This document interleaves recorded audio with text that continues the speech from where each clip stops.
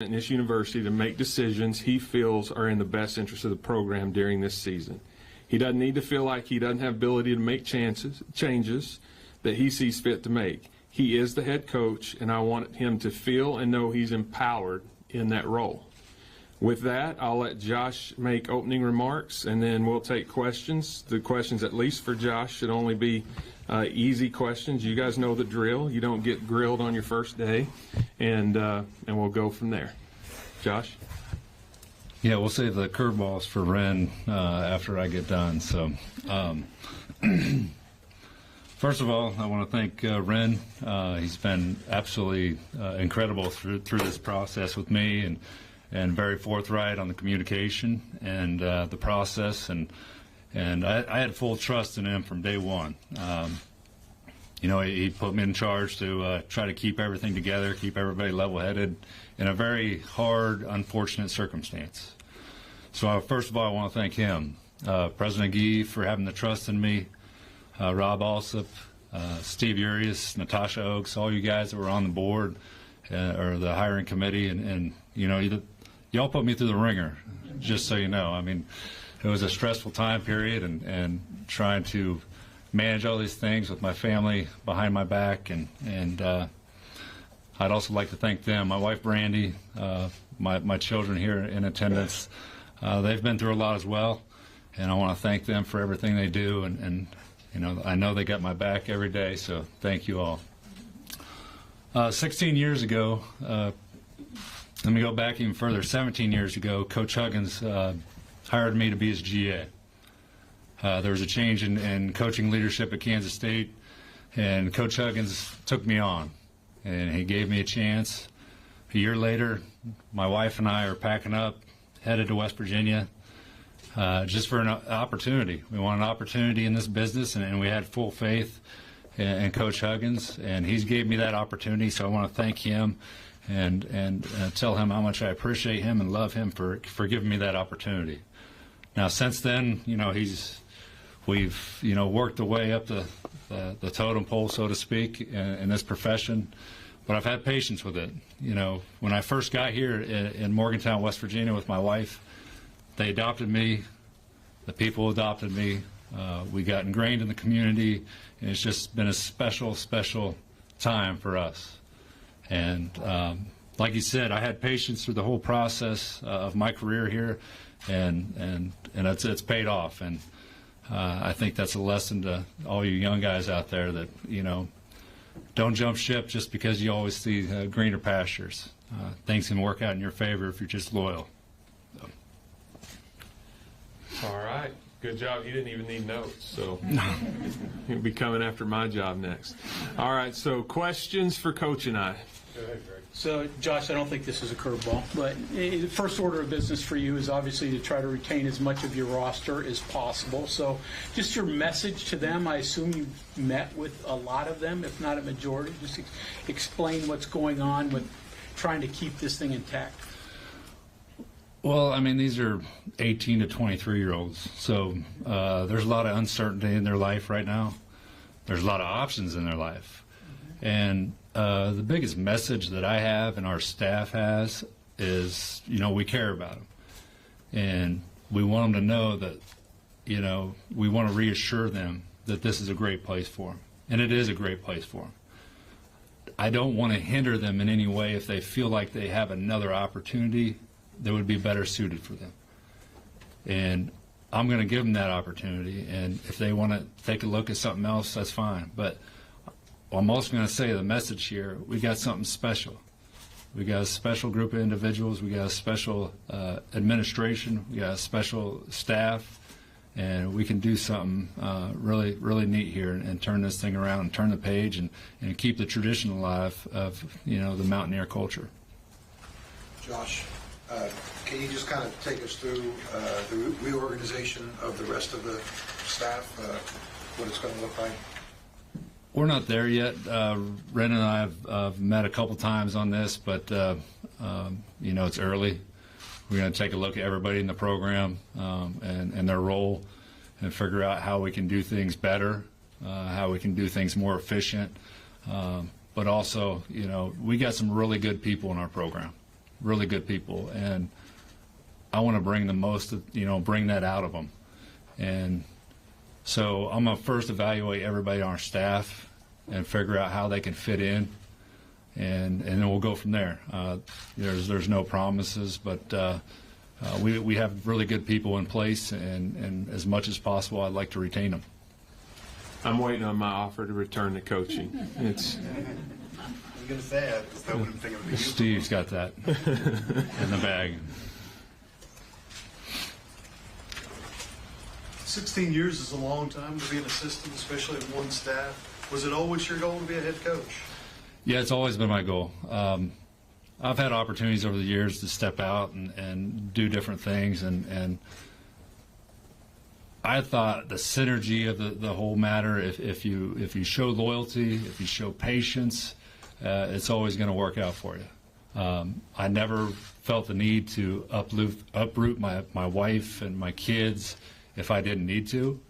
I felt like I was in this business. Let's be honest. I mean, it's unheard of to be in one place for 16 years, and I think he forgot the one role I did have. I was assistant AD for 6 days, and then I got promoted to assistant coach. So I did have that role as well. So no, but yeah, it's unheard of. But I think it's a lesson for a lot of people just to stay true to the people that are true to you. Josh, the angst level for you and your family during that week interlude, because I mean you're head coach now, but you may have not had a job. What's that like? I think if you're true to your values, and it's a lot easier to have faith that things are going to work out. And if you do right by people, it's easier to have faith that things are going to work out. So it hit me, obviously, because of the reality of the situation in terms of where I could be a year from now. But I just try to keep a level head with my family, and I always knew they had my back, and we're going to make this thing work. So, yeah, was there times of anxiety? 100%. I locked myself in a dark room a couple times, try to figure things out. But, I talked to my late father, it's been gone for 6 years, and just have those moments and try to figure out life and put it in perspective. This is for Ren. I know it's difficult to hire a permanent coach from outside the school. But do you consider hiring a coach, promoting a coach, and making him the non-interim coach? On a permanent basis? I mean, I felt like that this is a top 20, certainly top 25 job, maybe top 15 job, and so we really just got to a place where we felt like an interim situation suited everybody best, and so we did consider a variety of permanent replacements and talked to a lot of people. And listen, Coach and I were really clear. This initial agreement is for one season, but there's no question he gets a chance to show every day what he's about and what the program's about, and we'll talk about that at another day and time. But I thought it was important to have stability right now. It just as the week went on, it just become clear that it made sense to look at two parallel tracks, and ultimately the committee and I, when we sat down, we thought this was the best course of action. Josh, as someone who has never been a head coach before, how do you envision yourself as a head coach, and what part of Bob Huggins that you worked for 16 years will you take into coaching? Coach Huggins, his coaching philosophy will have be ingrained in me for the rest of my life. There's no question about that. He's a very defensive-minded coach. I think I'll take a lot of his principles defensively. Offensively, I'd like to, change some things. But, as a head coach, I haven't been one. I mean, there's going to be a lot of questions raised about that, but I have full confidence in myself. And I feel like every step of the way through the years, I've kind of been Coach Huggins' voice, and a lot of times he'd reach out to me, and I'd give him guidance. So I think that's a character of a true man in terms of understand, put good people around you, and surround yourself with good people, and help them make decisions for you. So I'm not going to sit here and say I know all the answers right now, but I'm certainly going to put people around me that can help me make good decisions. Would you hesitate to reach out to him for advice? It depends. Yeah, you know, I have a lot of influences in my life. If I need to reach out to him, I promise you he'll take my phone call. Ren, how important was it for you and your hiring staff to pick a guy that was going to allow you the best opportunity to retain players, knowing where you're at with recruiting and the transfer portal? Yeah, I think that probably got overplayed a little bit, just in terms of maybe public perception. Once there was a head coaching vacancy, the portal reopened. So there were going to be guys test that no matter what course of action was taken after that. And I knew that. But I think you always, when you're in my position, you want to weigh a variety of factors. And certainly the guys in that locker room's voice should be heard. You know, and now you can't go make a hire that just satisfies one group of guys for one season. You have to do what you think's best for the program. And when I talked to the team, I was consistent in saying that over and over, whether those were individual conversations or a team conversation. I just said, hey, you guys, absolutely, I'm here to listen. You know, can't tell you every candidate we're talking to because of confidentiality, can't, you know, but I'll tell you where we're at in the process, what I think the timeline looks like, and that absolutely your voice, it will be heard. But I never got to a place where I'm thinking, hey, we're going to do this because and I'll say this for him, I think there's an unreasonable expectation that he can just magically keep everybody from going into the portal. Like, that's not the case. That all was triggered a week ago. And so I knew that. I understood that we probably had a compressed timeline because of that, and we really didn't have as much time to do this as you would in a traditional window. So was it a factor? Maybe, but probably the bigger factor is just letting the young men in that locker room have a voice on the kind of leader that they would like to see in the program, and then weighing that voice appropriately with all the other stakeholders. I mean, I had a chance to talk to Jerry West and Rod Thorne and Joe Mazzulla and Mike Gansey and, you know, many other people that have a lot of affinity and love and appreciation for this program. So there were a lot of voices that I tried to listen to and consider. Were there any conversations after you got Coach Huggins' resignation? Were there any other conversations with him on maybe who he would recommend to replace him, on what his opinions were? Because if you're polling Mazzulla and Gans and others who love the program, been around the program, obviously Huggins would fit into that category. Yeah, so Coach Huggins and I had a conversation Sunday morning, and we got to express our love and appreciation for each other. It was emotional, but I did ask him, is there anybody, I asked him both for characters and qualities that he thinks that I should be looking at, and then I asked him if there were any particular names. Now, that will stay, confidential between he and I, but and then he told me, hey, I've got faith in you, and go do your thing, and he really didn't. I've not talked to him since then. So, he had a chance to. I mean, listen, he's somebody who established a tremendous legacy here over a course of 16 years, and he knows the program, and he knows the young men in our program. So I thought that was a valuable data point to have as well. Obviously, since May, the university's athletic reputation has taken a percentage of probably a national perception hit, in one way or some form or another.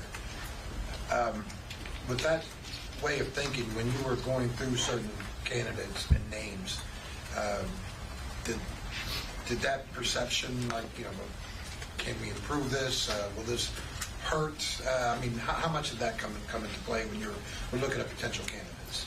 I don't think it did. I mean, everybody that I know that was engaged said the same thing. This is a great job with almost unrivaled fan passion, affinity, and loyalty across the entire state. The resources here are great. The practice facility is tremendous. The Coliseum is one of the special places if you look on KenPom, one of the best home court advantages in the country is right here in the Coliseum. So I didn't get that at all.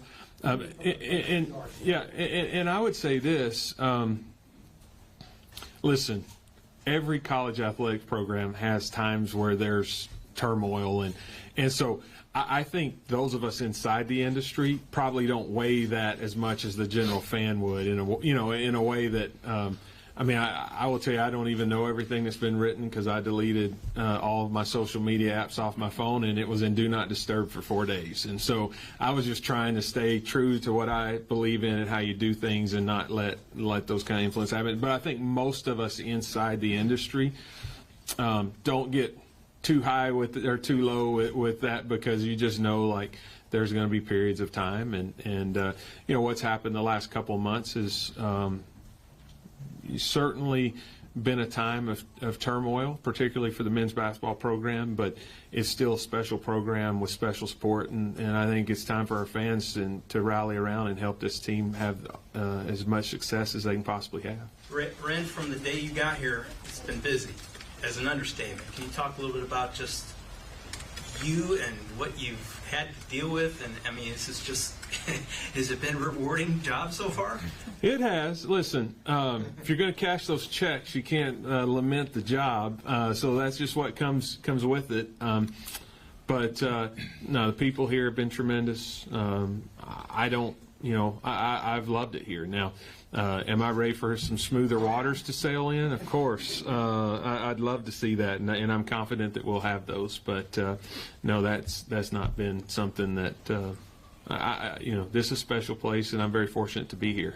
One thing that's not been talked about a lot is the Big 12 and how it's changing, and just you shepherding this school into a newer Big 12.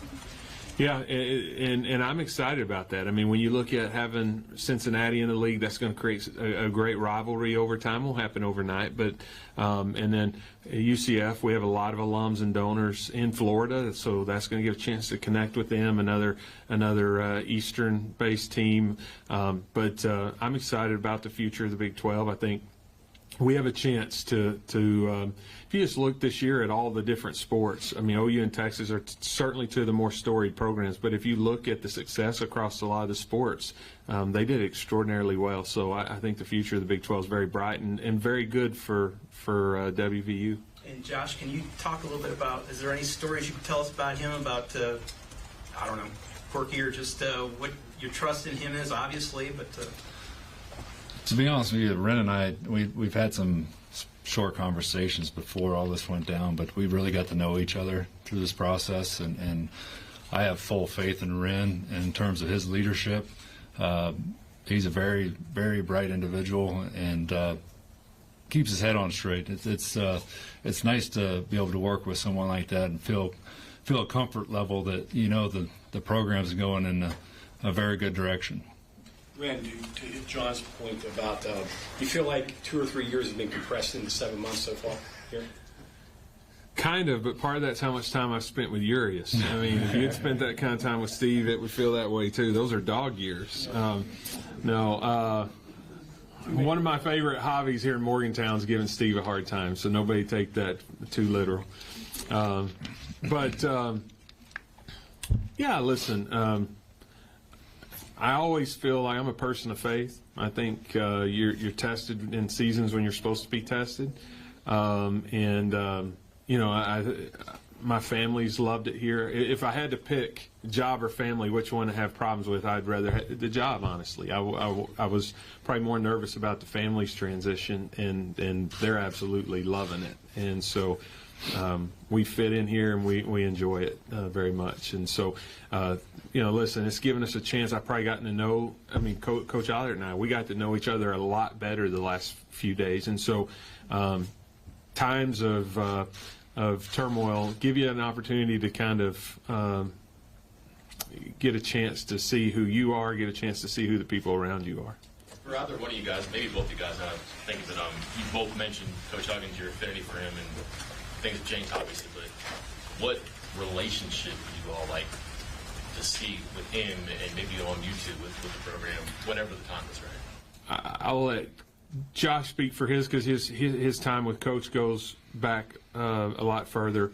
But I'll just say this: in the time I spent with Coach Huggins, we never had a cross word. I've got immense respect for him. I've had a chance. I mentioned this in a previous press conference, I think, but I've had a chance to work with 2 Hall of Famers now, Eddie Sutton and then him. Learned a lot from both of them.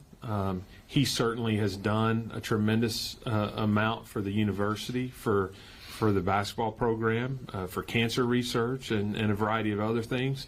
So my hope and intention is that on a personal level, I'll always have a friendship and respect with Coach Huggins, but from an institutional perspective, he's an important part of our history, and we're going to honor and recognize that in an appropriate way as we move forward.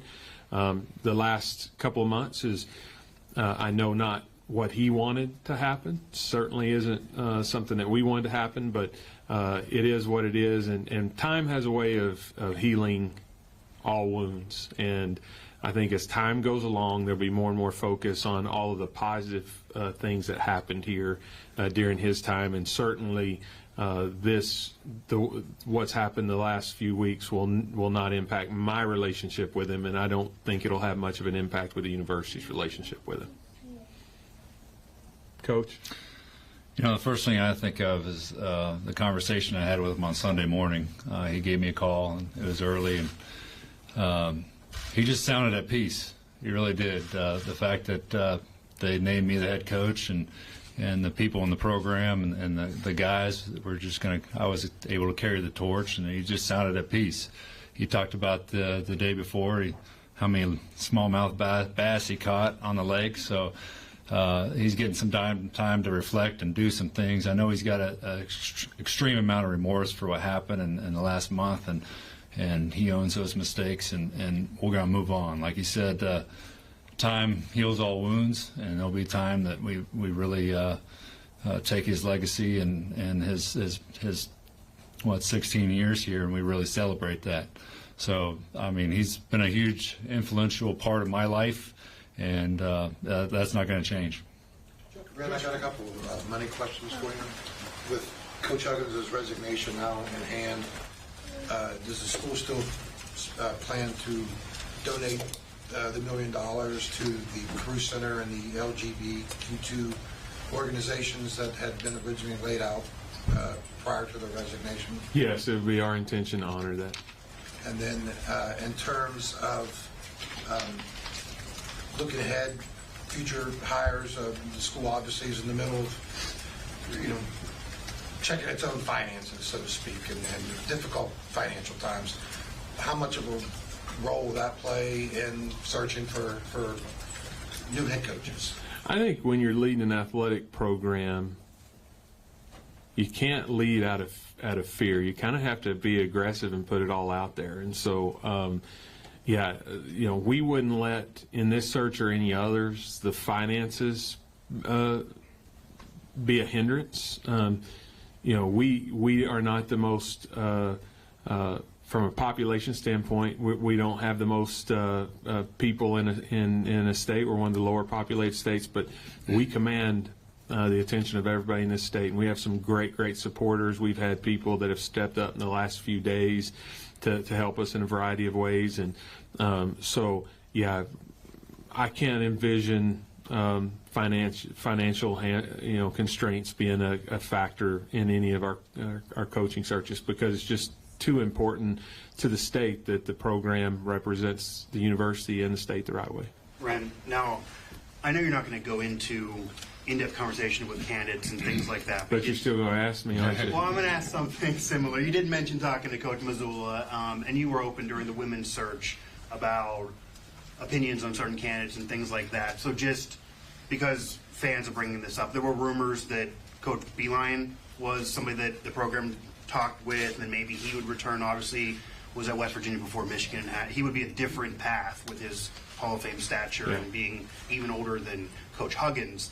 any validity to those conversations from the program's perspective? Were you guys ever thinking about he could be an option to return, and anything you could give there?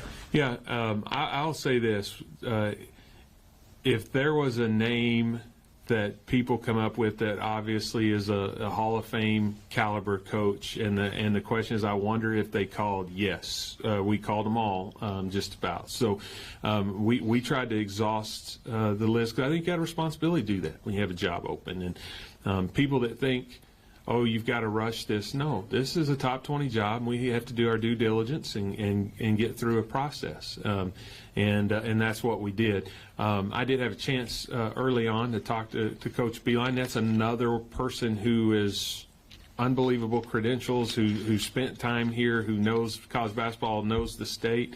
Beyond just picking his brain, the nature of conversations, beyond that, I wouldn't divulge. But I've got a lot of respect for him as a coach and as a person, and people that I know and respect do as well. So, Josh, what's the next week to 10 days look for you with July evaluation period coming up and all that? What's it going to be like for you? I'm sure you're drinking out of a fire hose. Yeah, my hair's going to be on fire.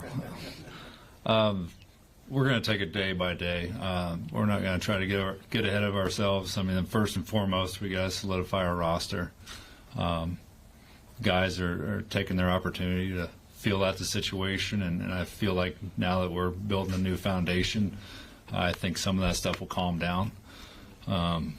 But just like today, it was business as usual with the guys that are on the roster, and they were working out, and they had good spirits, and we're going to move on, and we're going to keep building and grinding, and we're about a month away from going to Italy and taking this team over there and having 3 dry runs at it and getting those opportunities in, and so we're looking forward to the next month and how it shapes up. Josh, is it hard coaching now with the interim level? You've been here such a long time. Obviously, you want to stay here longer. What do you have to do to prove? And then Ren, what will he have to do to prove so that you can kind of put that interim title behind you? Because I would think that's got to be hard when you keep hearing there's going to be a search out there this season, and you want to be able to recruit guys and know that, hey, we're moving forward. Is it hard having that interim title? I can kind of start with that, and then I'll let him follow up. I felt like it was important to make our intentions known now for that reason. That way people don't have to sit around and speculate. They know what our plan is. And so we can all work that plan. He doesn't need to this is going to, listen, you inherit a job this time of year with the turmoil that we've had. It's going to be difficult. And I'm not somebody who, I've said this consistently, I don't put expectations out there in terms of wins and losses. I'm more concerned with how you overall manage and run a program, and how you treat people, and the way that you help people grow and develop, because I believe if you're doing all those things, the wins eventually come. I've just seen that all over and over, time and time again. And so we've made it clear what our intentions are. He and I have had candid conversations about that. And we believe the young people in this program and the staff members over there deserve stability and to be able to go on and focus on this season. And then we'll think about what's beyond this season at the conclusion of this season. Josh, after you were hired Saturday night, did you hear from any players who said, yeah, now I'm staying? Well, honestly, my phone was just going crazy. So we spoke to the team afterwards, and it was just such a grueling experience the last week trying to get through it and everybody, keep their sanity. So, the guys that were in town, I gave them a hug and told them I love them and told them I'm ready to get started and hit the ground running. And there's still uncertainty there. I mean, they're not going to automatically say, boom, rubber stamp this, let's go. There's an amount of trust you have to have with an individual, and I mean, they have their individual goals and their selfish goals, but we have our program goals. So once we get those aligned and get those figured out, but to answer your questions, yeah, we had conversations. We didn't have all the conversations on Saturday night by any means. It was a long day. So Sunday we started having those conversations. The sun came up on Sunday, a new day on Mountaineer Nation, and we turned the page. And we figure out how we can make the most of this. And back to the question about the interim status, that doesn't concern me. I'm planning, full planning. My staff and I, we're going to build a great game plan, and we're going to go at this, and we're going to try to win. And that's the plan, and that's what we're going to do. That's our mission. So I understand that, that this isn't going to be handed over to me on a platter, so I got to earn it, and that's what we're going to do. Any more questions for Josh, please? Josh, you said when you were moving into the assistant job at one point that building the schedule was the hardest thing you ever had to do, and that you were happy to give that up. Now your responsibilities have obviously expanded hugely. Have you thought about what might be the toughest from this point on? Not Besides really. dealing with the athletic director? So far, that's been good, but no, the scheduling. Going back to that, I mean, I love the scheduling. It's fun work, but when COVID hit and then the uncertainty of the scheduling, that was probably the hardest thing. But I'm up for any challenge. I mean, that's how you grow. If you don't jump outside your box and feel comfortable in your own skin and get out there and test yourself, how are you going to grow? And I'm excited for this challenge. I'm really pumped. I know the fans have our support. I feel that. I mean, I feel Mountaineer Nation, and the people here are great, and they always have been. That's really why we've stuck around for 16 years. We really had great relationships here, and it's a special place, and we want to make this special, and we want to make Mountaineer Nation proud of what we're doing. Josh, you mentioned kind of carrying on the torch for Huggins. Is there any level of added pressure that you feel coming in after a Hall of Famer WVU staple to men's basketball like Bob Huggins? Yes. I mean, anybody that had to take this role was going to feel a lot of pressure. I mean, he's a Hall of Fame coach, and very few people have to do that. I look at it as an opportunity to, I don't want to say people have low expectations, but I'm excited to show what I can do and what our staff can do and what our guys can do and how we can get them bought in and in a difficult situation. So I see it as an opportunity. Last question for Josh. I have one for Ren. I'll get that next. Oh, okay. Ren will stay around and answer a few more questions, but anything else for Josh? I was just going to ask you, any other coaching, mentors or people that maybe are planning on modeling your coaching from besides Coach Huggins? There's several guys that, have reached out and really gave me, I had a great conversation with a very good friend of mine, Darius Nichols, last night, and he gave me some pieces of advice, and my wife and I listened to him, and guys like that, just solid gold that I've been around that I appreciate, and I can't amount to list all the people I talked to, the Brad Underwoods of the world, the Frank Martins, those guys that had a special part of my development. Even within the league, Mike Boynton reached out, and he's just a class act, and the conversations I had with him went absolutely fabulous, and I'm excited. I feel like I'm being welcomed with open arms, and I understand the gravity, but I'm going to pour my heart into this job, and I'm excited to get going. You'll go one more because you were back here in the back for Coach. Can I ask you, Josh, what do you think you want to build the culture around first and foremost for you, head coach Josh Eilert? What's the staple, the foundation for you going forward? First is trust. They got to have trust in me, and I got to have trust in them. It's accountability. There's a couple of things that come to mind. I mean, come in every day, work your ass off, and something very special could come out of this. So first and foremost, we got to build those relationships back, and things are going to work out for us. Coach Eilert, thank you. Thank you, Coach.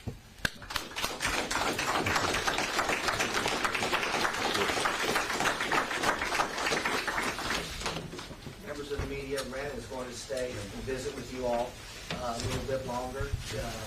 Any questions about the search or general athletic department questions?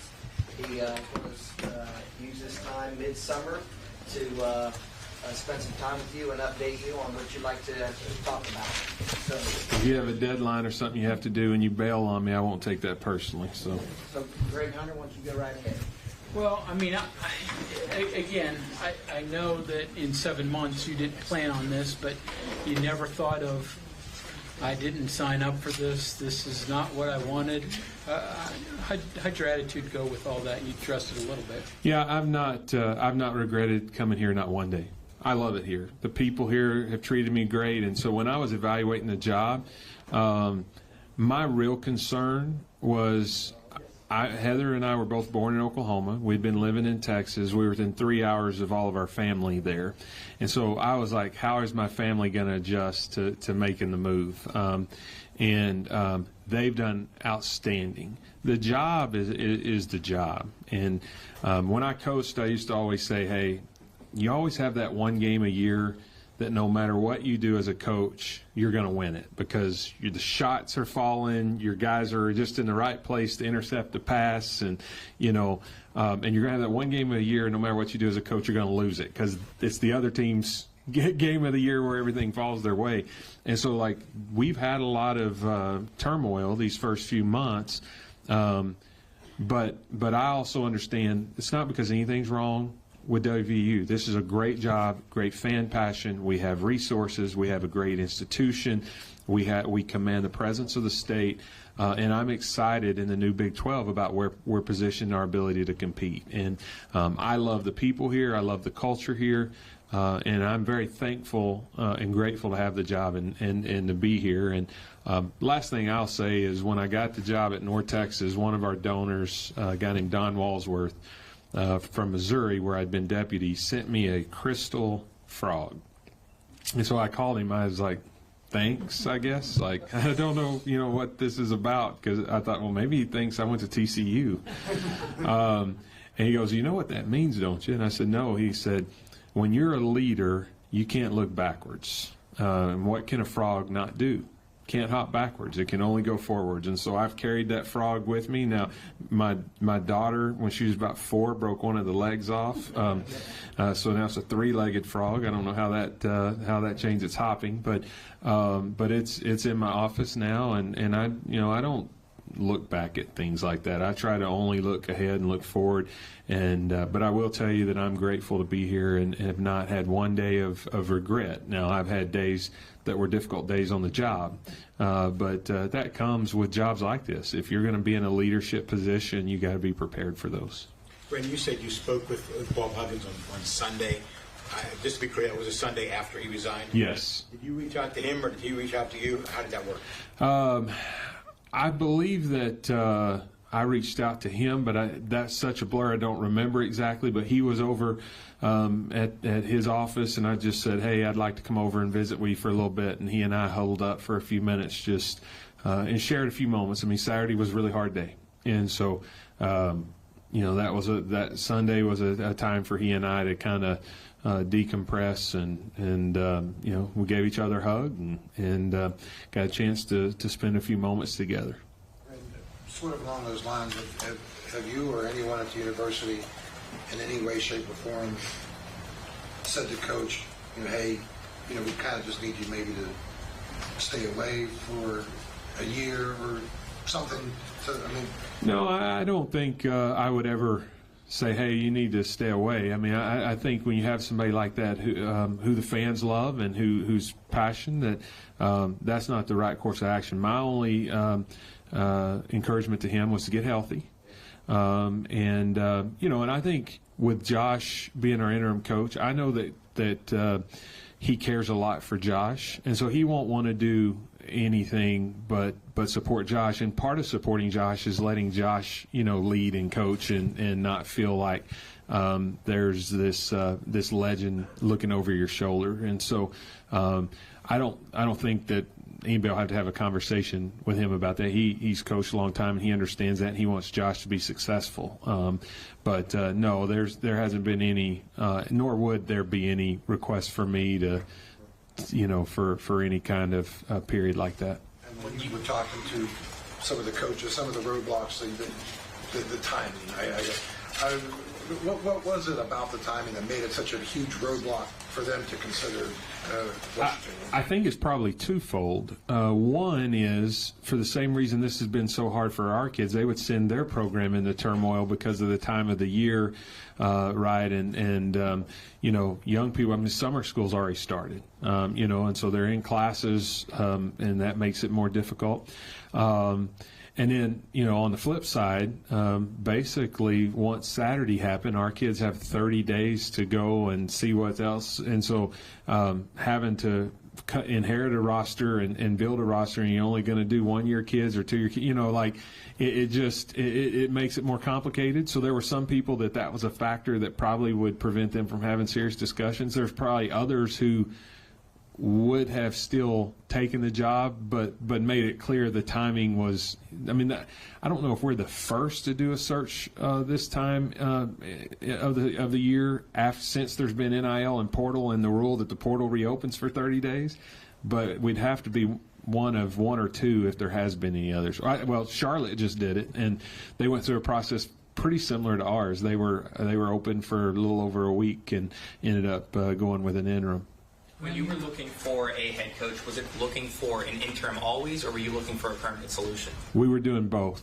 Both. We were running two, which is why we ran a pretty expedited search. I feel like anyway. Normally, kind of 2 to 3 weeks is a lot of times the period, but we were running two searches. You know, we were having to do both of those because had we found the right permanent replacement, timing aside, we'd have probably executed that. But what became clear is as the week went on and we had more and more conversations was just thinking through the logistics of it all.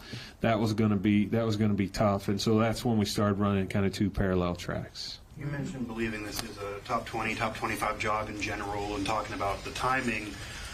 What was maybe your once you learned Coach Huggins has resigned, this job is going to be open, what were your expectations then, and then how did they change? Like, were you at all surprised that, okay, because this is June, that even though it's a top 20 job, this is not going to happen with this situation, or did you maybe think that could be the case going in, expect it? Yeah, I think I was aware it was going to be challenging from the start. Probably hadn't thought through all the details of all of the challenges, but was aware. I mean, you know, as most of you know, I coached a little bit earlier in my career, so a lot of my closest friends are coaches. And so a couple of them called me and said, hey, just so you know, there are people all over the country trying to get to your kids right now. And I knew that, but to hear that validation from friends in the coaching business, I mean, that's just, so it's a different time and place. But I wasn't going to let that in and of itself direct what our process should be. Our fans, our people, this program deserves more than that. And so I felt like we needed to see you know, I joked about during the women's search if there was a J Ride out there for women's basketball that we would have called. Well, there is a J Ride out there for men's basketball. So you know, we have to make calls to candidates and go through a process. The university deserves that. Ren, I'm not sure if you answered this or not, but with the staff, you talked about Josh being the interim coach, but were any of the other coaches on staff, did they come out and want to be interim coach as well? Were they all resigned? And then if they did, what made Josh really stand out? Because you said that you had great conversations, and then you both said that you didn't really know each other well until now. Yeah. What I would say in terms of other candidates, both internal and external, I always promise confidentiality, and there's only one way that you can do that. So I won't reveal those names. But I will say all of our full-time assistant coaches were told if they would like an opportunity to visit with me, I would visit with them.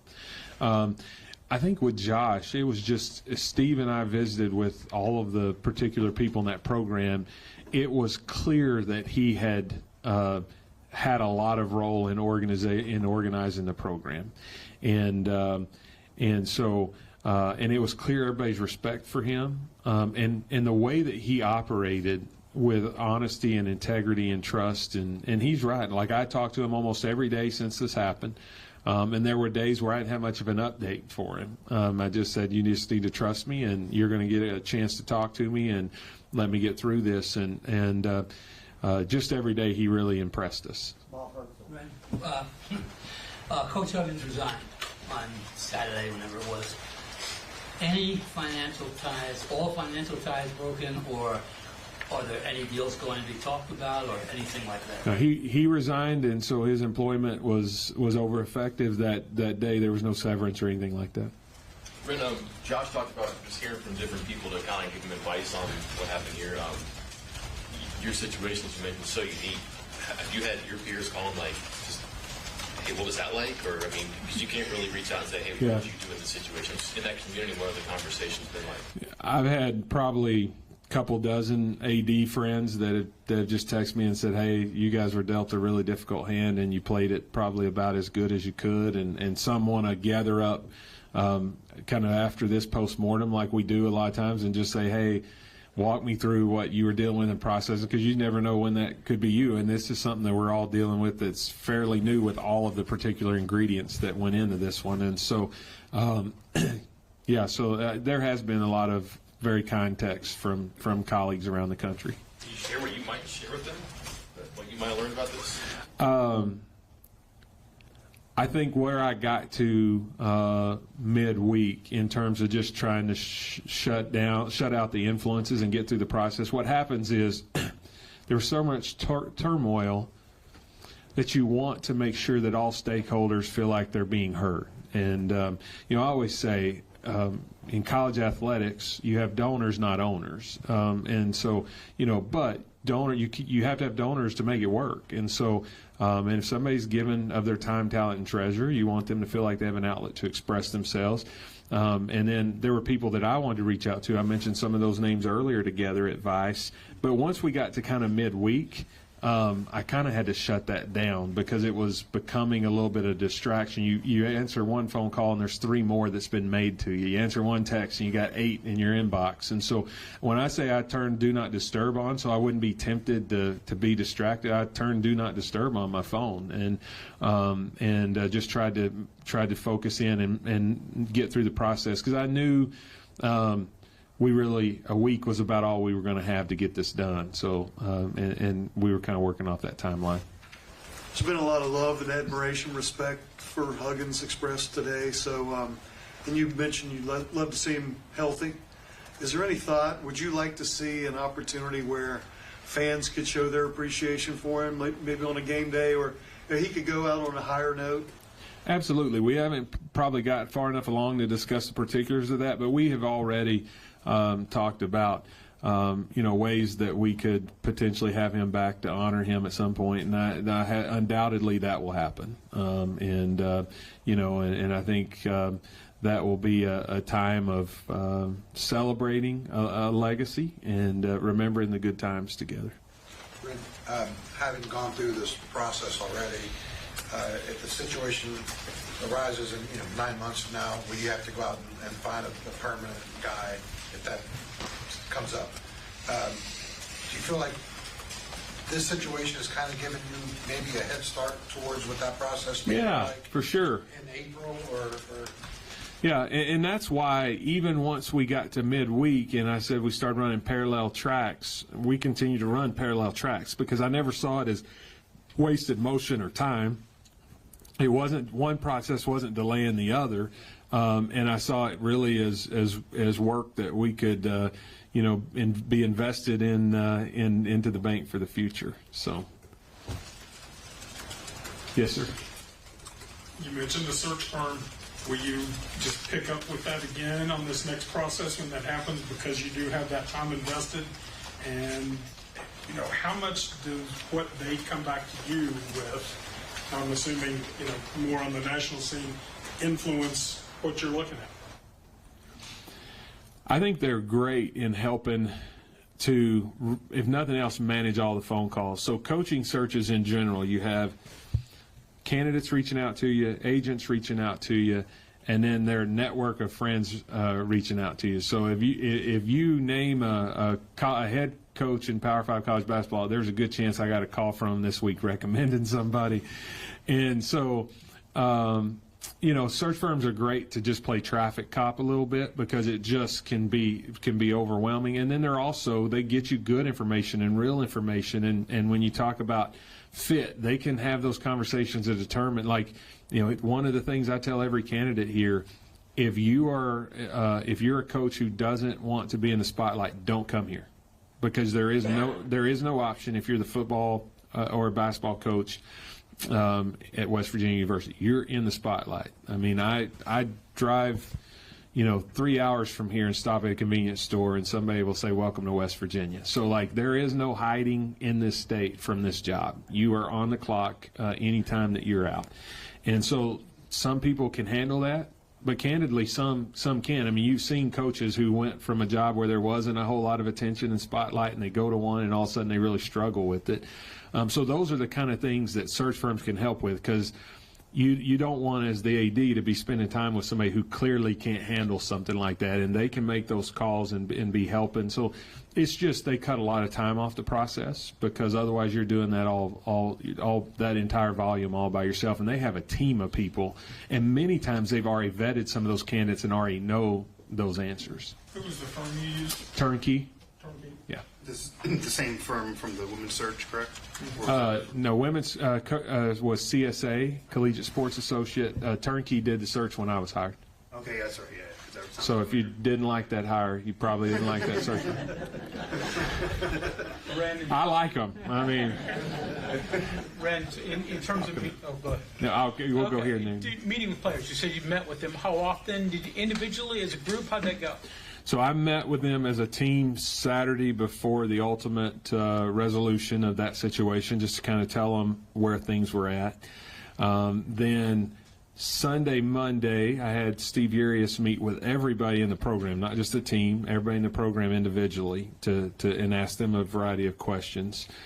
And then I met individually with some players, you know, maybe midweek, and then Thursday I had another full team meeting, and then the next one we had was Sunday. So, you know, you're trying to not get distracted, but you know, they're anxious young guys, and they're hungry for more updates, and so tried to make sure I touch base with them every 2 or 3 days, and also touch base with their coaches every day so that they could know what to tell them to. And Steve, he was great about going over in the building every day just to be visible and be seen, and so that they knew that he was there. You mentioned with the job, you're always on the clock, and what happened last week was unfortunate. But do you have a plan, I guess, in place to, you know, do you assign coaches drivers, or do you have conversations with coaches that, hey, you know, you have to be more careful in these situations, because then all of a sudden every media outlet, unfortunately, you know, blows it up? And I would hope I wouldn't have to say that right now, but yeah, you know, I think you do always try to use these opportunities, whether it's a recruiting violation or some type of NCAA infraction, or anytime there's an issue where you know, something bad resulted from it. You hope that you can use that to learn. And I've printed off newspaper articles before of, you know, coaches who've been in trouble for different things, and distribute at the next head coaches meeting. And a lot of times when we know we have a rules education meeting coming up with all of our coaches, I'll send it to compliance, say, hey, we ought to cover this in the next meeting. So those are, I think you have to stop and try to use those as examples as best you can. You mentioned how you're not right now willing to make a decision on the rest of the staff. Is there a timeline for when you start learning on who's going to be on Josh's staff? I think that probably is Coach Eilert's timeline. I mean, he has full autonomy now. He and I are going to work together on one, and that's probably some type of senior advisor kind of role if we can find the right person out there, like a former head coach or somebody who can just, you know, be there for him to lean on, because it's a hard job. I mean, and I think for everybody who transitions into a head coaching job the first time, they're always shocked at how little it's about coaching. It really is about management and leadership. It's a different job, and so if we can get him surrounded by by a support system to help him, and I think that gives him his best chance for success. But the rest of those will really be up to him to kind of rearrange the deck chairs and make sure he's got people in a place that allows them to be successful. We'll go back here now, come back. I don't mean to break too far into the conversations between you and Coach Huggins. I fully appreciate the confidentiality of those, but I am curious. I'd love to know, did Coach Huggins offer his resignation right away? Did you guys come to a conclusion of that with him? How did that go? I think probably the way I would leave that is just sticking with the facts of he submitted his resignation. Thanks. In terms of what Josh's timeline may be with the rest of the staff, some of the guys on staff, their contracts are obviously coming up here, I think, in days, I guess. So, I mean, how much does that play? I mean, And that was one of the things that, on a personal level, as a human being, that really bothered me for those guys. I mean, when this happens, they didn't do anything wrong. A lot of times, if we weren't still considering some other different things, might have already had their renewals out to them, but Coach Huggins was looking himself at, did he want to move some deck chairs around? And so we had not done that. And so I just told them early, I said, we will not let anybody's employment end June 30th. Now, I'm not promising you a full year. It may be 60 days. It may be 90 days, and we reassign you or something, depending on how this goes. But I got in front of them early. I believe it was on, was it Sunday? Sunday.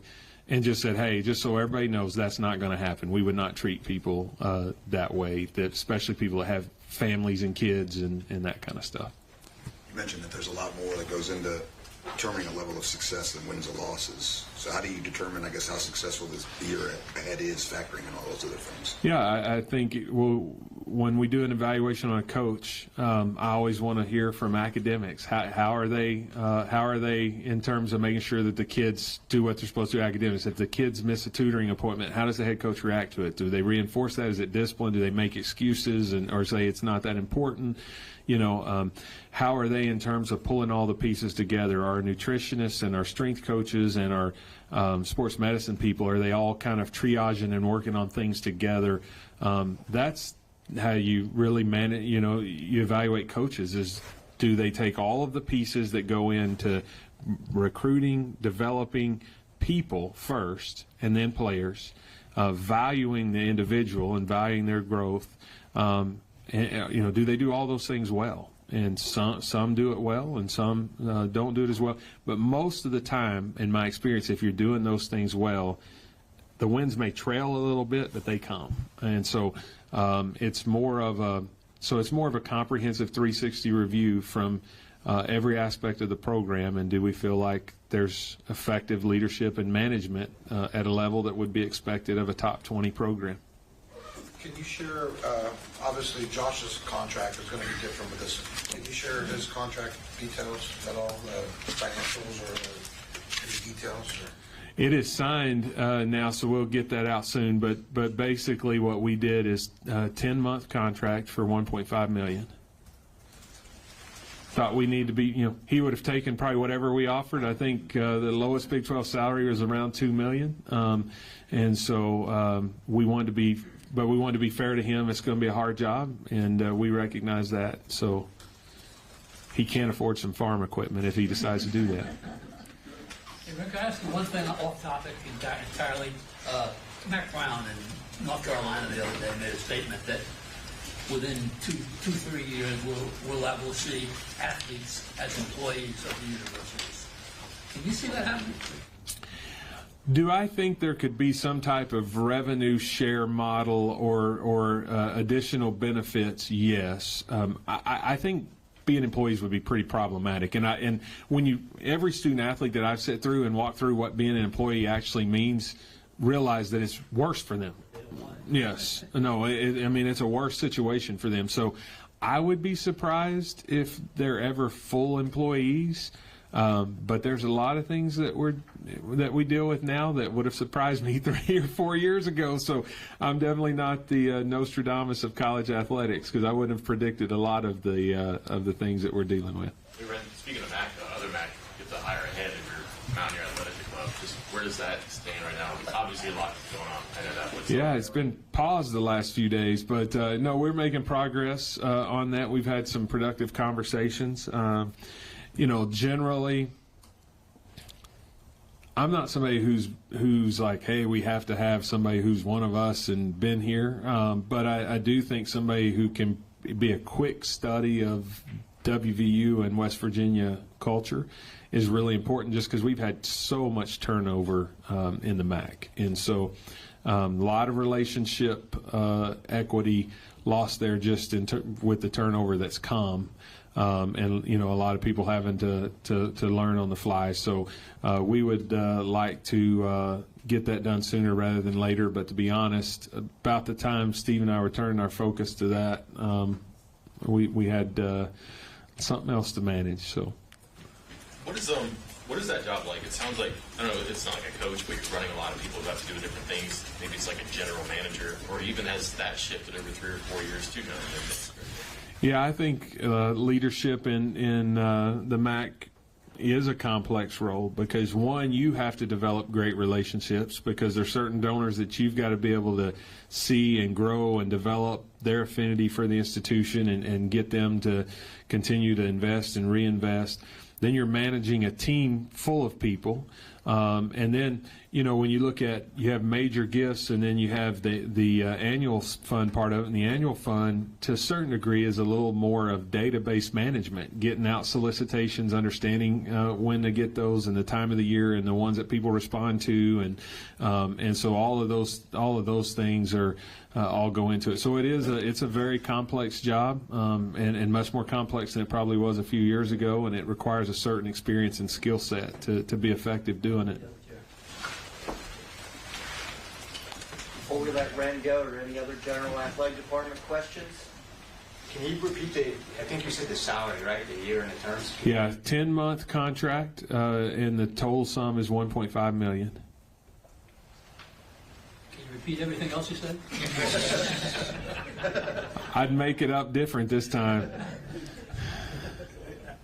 Obviously, with you giving Coach Eilert a shot here to win this job, when you look at how you're going to do this, is this you wait till the end of the season before things really kick up, and if you do a national search? Yeah, I mean, that's why, and you guys probably read the press release, I went kind of above and beyond to set the expectation that we were doing a national search. We made a decision to pause that.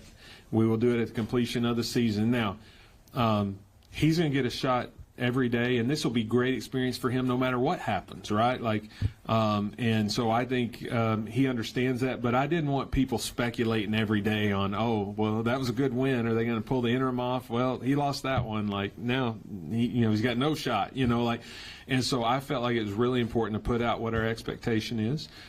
We could get to a point, I guess, theoretically, where we would reevaluate that, but as of right now, our expectation is that he is fully empowered to coach this season, make all the decisions, lead this team, and at the conclusion of this season, we would do a national search, and he may be a part of that search. But that I thought it was pretty. There was a reason for the emphasis on the clarity there, and I was that way in my conversations with him, and I don't like ambiguity in matters like this. It's a stressful enough job without having that kind of out there. Thank you, Ren. Thank you, guys. Appreciate it. Thank you, Ren. Thank you. And Hoppy gets the star for the day. No questions, Hoppy. I'm very grateful and appreciative for you just quietly listening to my meanderings. I'm just in awe. Excuse me, Ren. Jerry DePaul, Pittsburgh Tribune. Yeah. Are you interested in including extending the contract with Pitt? Yes. In basketball? Beyond the season? Yes. And I shared that with Heather, and she's supposed to be getting back to me at some point. But I called her and told her we definitely. Hey, buddy. Question. Before I gave you a hat. Yes. Football is On the too, right? Yes. I think we have some football ones still going. But the short answer is we would extend every sport. Our series would That's right.